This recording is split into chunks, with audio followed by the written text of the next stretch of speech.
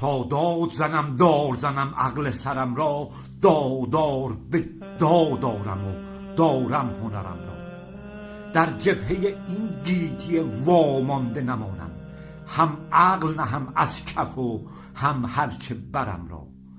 تن وانهم و سر دهم و دیده ببندم، هم دل بهلم هم برم اندیشه پرم را. بازیچه کنم فلسفه هستی و مستی، آتش بکشم فهم کمی معتبرم را. با خود به عناد آیم و دلدار نبینم، در خلوت خود مانده گذارم سفرم را. اسوار به رویا نهم افسار زنم دل، افشا کنم انشا شده این بخت خرم را. تا داد زنم معترض از خویش به گیتی، صد صیحه برآرم که بگیری خبرم را. تا برکشم از صیحه جان آه جهان سوز، خود گریه کنی سرزده حال دگرم را.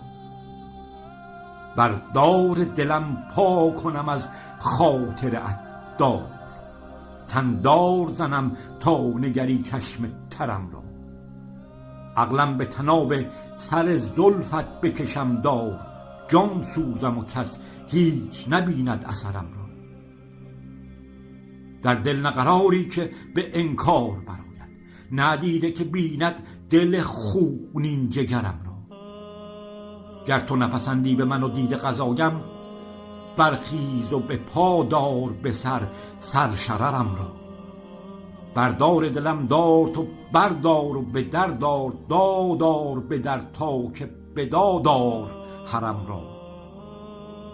آویخت چو عقلم به طناب سر زلفت، وارستم و از گفته گرفتم ثمرم را. با رخصت جانسوز شمیمت بنما رخ، تا دیدنت آیینه برآرد سحرم را. با طالب جان سوخته آنگونه بزن ره، کز لطف کنی بر نگهت دیده ورم را.